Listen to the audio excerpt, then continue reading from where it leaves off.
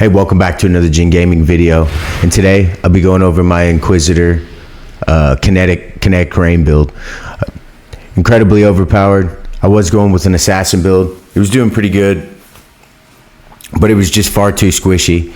The DPS I needed was there, and it was doing pretty good, but ultimately I kicked it into the trash can. Right now we're running like I said, the Inquisitor with the Blast Rain, or the Kinetic Rain build, and I can't be any more happy with any of the builds that I've ever probably built in Path of Exile, aside from like maybe a Righteous Fire build or something. It's incredible. It's super fun. The skill mechanic, if you guys don't already know, is already broken. I mean, plus coupled with the Inquisitor that has elemental damage, life regen, and one of my favorite skills that the Inquisitor has to offer is Sanctuary. And with Sanctuary, we have Consecrated Ground, which increases damage taken enemies, and we have Consecrated Ground around us all the time, right? So, and then on top of that, it lasts for 4 seconds, and applies to our energy shield as well. So that helps really keep us alive. And then we have our Righteous Providence, which gives us some more strength, intelligence, which applies to our crit. And then for our 4th ascendancy, critical strikes ignore monster elemental resistances. Scales really well. I was able to come across a good wand, and one of the raw div drops I bought one, and it's not like, you couldn't get it from the tree though, because the tree has been more than generous this season. So yeah. The Dreamer welcomes you. Yeah, with the Genesis tree, we're able to get a lot of items, and we're also able to get the Foulborn items as well. And the Foulborn items give a potentially rare way of building your character class through items that you wouldn't normally have, right? So this is incredibly good.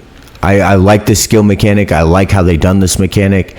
And for a game that's been out for so long, I like how they continuously bring content that is engaging and meaningful to the community.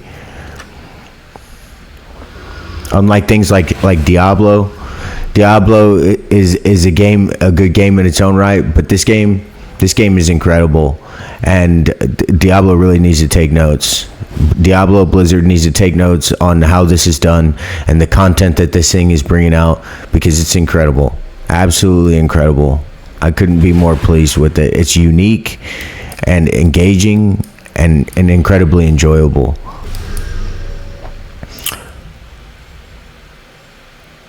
So right now, when we switched over our tree, I switched over the tree to give us more items such as wands and things in that nature. And one of the most broken mechanics that this thing could ever have had is the possibility to have a 33% chance to have fractured items drop with each womb that you place into the tree that gives items, has a 33% chance to be fractured, which is a for those of you who don't know what a fractured item is, it is a skill on an item that can roll, that gets solidified and can't be changed. So it's really good for crafting. And furthermore, what I didn't know about this season in patch 3.27, that they changed the way crafting is done. So instead of going to June for those veiled modifiers that you would get that would be really strong, you actually can get these from somewhere around the bosses that you kill within the maps, from my understanding. I still don't completely know this mechanic because I still haven't found them yet, which sucks because I'm kind of disappointed they changed this, because when I started to learn crafting, it took me forever to actually figure out how to craft reasonable gear through using the tools and mechanics that were given. So I was kind of disappointed in this. Kind of disappointed in the fact that they changed the way the skill mechanics work. But apparently they did this to ensure that it is easier, and they said you can get the skills that you're looking for on your items faster in this manner. For me, that really hasn't been the case. But then again, I've been actively farming June to get those modifiers that took me a few runs to realize that, hey, I'm not getting those modifiers that should be available to me. In my opinion, I feel like they should have left this. I feel like they should have left it on as a mechanic in itself, and then maybe added those to a separate way to get them. Maybe that'd be too much, but in my opinion, I don't think they should have changed it up. Because I didn't accidentally, stumble upon this sort of thing. You know what I mean? So something that's supposed to happen faster, at a faster rate, you would think you would stumble on accidentally, and it would be unnoticeable, right? If it was to happen faster. In this case, I don't think it's the case. So I'm kind of disappointed with this mechanic change, but it is what it is. I'll let you guys have more information when I figure that out too as well. But all in all, so we're gonna go over what I have on my build, and guys, this thing is so tough. So the modifiers you're going to look for is, you're going to want to look for elemental damage. Any flat elemental damage you're going to want. On your gear, you're going to want flat elemental damage. You're going to want life points. You're going to want life regen, mana where you can grab it, because you are going to want to run your auras, your clarity, you run clarity, vitality, discipline, herald of thunder, herald of fire. And for this build, I didn't want too much conflict, and I know some of you guys are probably going to try to beat me up over this, but I didn't run herald of ice. I didn't run herald of ice because I didn't want to incorporate it into this build. And furthermore, I feel like I'm kind of regretting it in a little bit, because it's not like I'm not running any cold damage, because I do get a little bit of cold damage for those of you that want to run the Trinity. You might want to go ahead and go with that cold damage, but I did pick up a cheap 6-link, thankfully. I think I picked it up from somebody who didn't even realize what they had, because there's a level 76 requirement elegant ring mail with a fracture on it, with the increased armor and energy shield fracture, secondary fracture. What do you call that? I don't quite remember what that's called, but you know what I'm talking about. A secondary fracture, which is much more rare and much more likely to roll out a better modifier. I got it for 1 chaos orb, a 6-link. Like, come on, right? So yeah, I snatched that up, got really lucky with that. So you can whip this build up. All in all, my investment into this is, we're looking at about 3 divine. But I mean, the gear that I have, I've rolled out myself, and some of this gear I have on here, guys, is ridiculously expensive, even though I crafted it myself and found it. Trouble sleeping lately.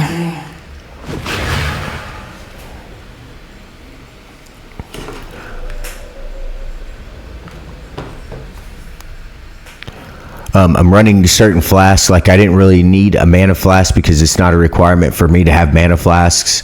I'm using a quartz flask. I'm using a sulfur flask just to give me more regen and regen from consecrated ground, and then damage from that consecrated ground.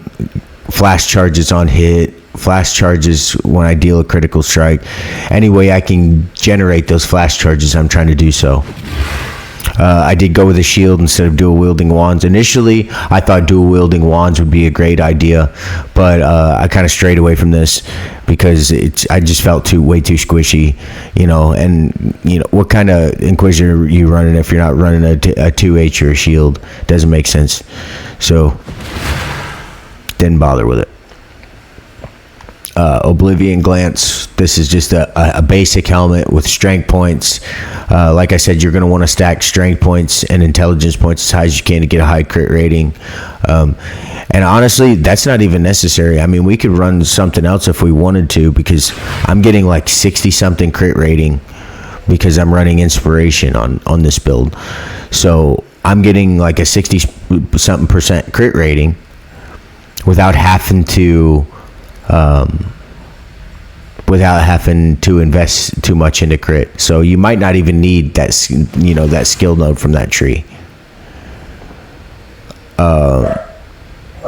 You can make sure you have plenty of resistances. For my graphs, I went with the fire-based graphs, because we get the Call of the Pyre. When you attack with this graph equipped, it will call forth pillars of ash and flame. These pillars deal fire damage in an area and cover enemies they hit in ash. So it's pretty strong. And then we get 1,500 to 2,300 added fire damage, but this is low on the scale because I haven't had another one drop from the tree yet. So it's only a level 15. So it's not that strong as far as like what the potential for these things to be are, but it is still pretty powerful. And then we have the Heart of Flame. I went with the other one is the Heart of Flame. When you are missing life, you will apply a buff that takes some damage from hits from before being depleted. When you are struck while the buff is active, the skill will fire a nova of fire projectiles which explode on impact. Which this skill does around 22,000 to 34,000, which is a level 21 skill gem, which is pretty tough. Okay. And then for our belt slot, we got a Prism Weave, which isn't a very expensive thing for you new guys. You can pick this Prism Weave up pretty cheap. Just a couple of Chaos Orbs gives you attack, cold attack, lightning resistance, 30% increased elemental damage with attack skills during any flask effect, and then 12% increased global fizz. It's pretty tough.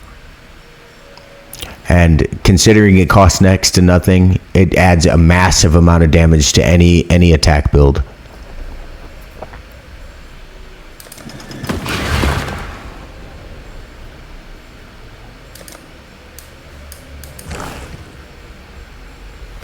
Right now, I'm currently trying to actively farm the tree, the Genesis tree, for a Mage Blood. Though, albeit a small chance, it's still worth it. 200 plus divs if we get one of these things to drop. And how we got that set up is less chance of birth unique items to have dexterity requirements, more chance for them to have strength requirements, less chance for intelligent requirements, and less chance,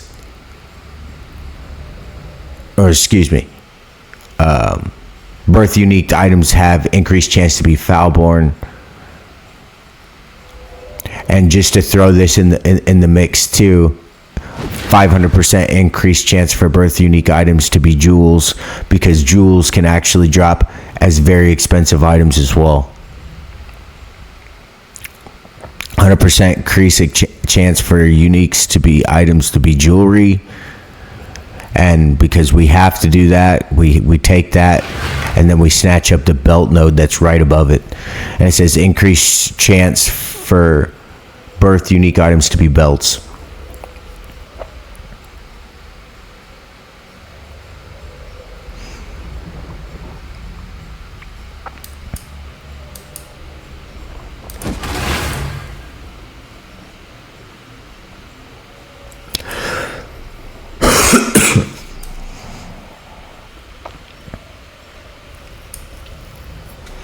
I really love, I think my favorite mechanic, as far as I've been so far, my favorite mechanic for this game, for this season, would have to be the Foulborn dungeons, or whatever they are, the Foulborn caves. When you go in there and you fight this stuff that is in the Foulborn, and it is so, they are so difficult if you were not prepared, guys. These things, this is a very well built character, and I have problems staying alive. I mean, these things just swarm you.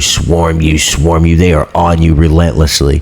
You have to survive, like, I think the highest wave count I've been at right now is like close to 30 or something like that, 24, 30, something like that, somewhere in there. And my God, man, I get to about 20 and it just starts swarming me. I get hit with something. I think I might be getting smacked with chaos damage, which my chaos damage resistance is like -50 right now, because I feel like that's the only thing that would be killing me that quickly. My defenses could be a little bit higher because, like I said, it's like not maximum rolled gear. I need to invest more into my armor rating, maybe some endurance charges, but I have to finish out the skill nodes that I'm on right now, like multipliers and stuff like that, and then I'll be making my way down to the strength part of the tree, grabbing more regen nodes, endurance charge nodes, things in that nature to help me stay alive longer. And for those of you that are wondering, in the future I'm going to be covering other stuff as well, other subjects, other topics. So if you guys are interested in that, or there's something specific you guys would like me to talk about or touch base with, leave it down in the comment section and we'll see if we can't get to it. But I'm open to exploring a lot of different pathways with the trajectory of my channel. So I'm always looking to grow and evolve my channel. I'm an avid practitioner of martial arts, so in the springtime, I might be presenting martial arts videos, different work videos. I do carpentry, things in that nature. If you guys want to check out my TikTok, I do have a TikTok. It's under my name, Daniel Williams, or you can find it under DjinnGamingTv as well. But a wide variety and range of things that I do, so, and a lot of topics that I would like to cover. So if there's anything in particular that you guys would like to ask me, or if there's anything that you guys would like to know or see or would like me to cover, just let me know and we'll see if we can get to it. But yeah, I guess that's all I have for you guys right now.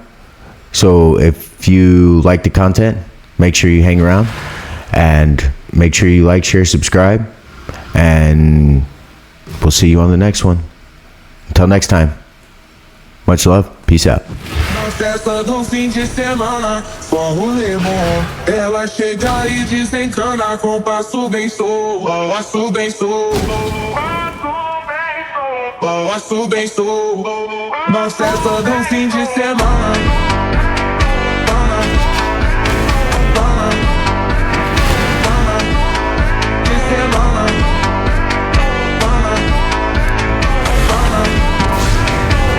Let's get it done. Cover me.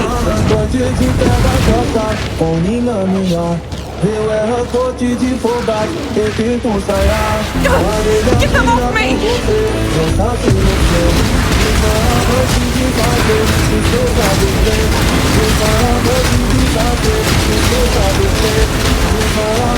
Annihilation.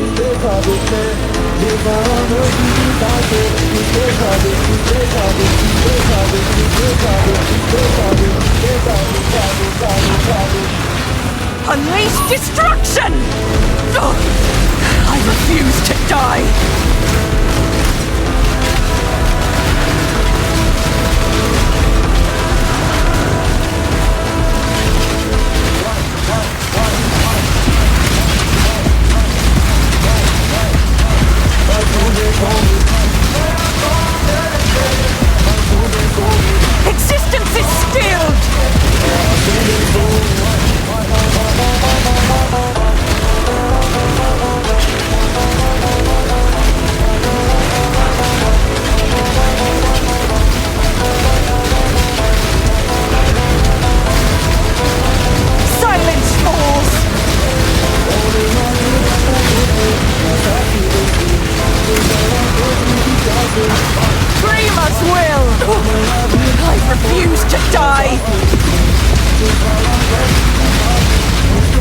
That's better.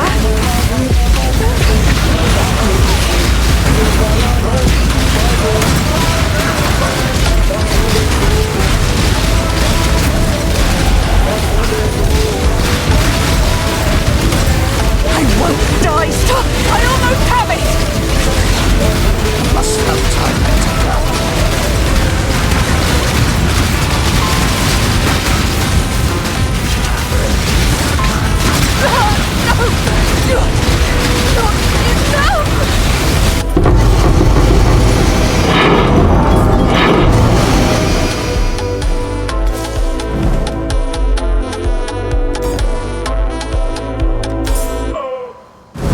Festa do fim de semana, só rolê bom. Ela chega e desencana com passo bem soa, passo bem soa,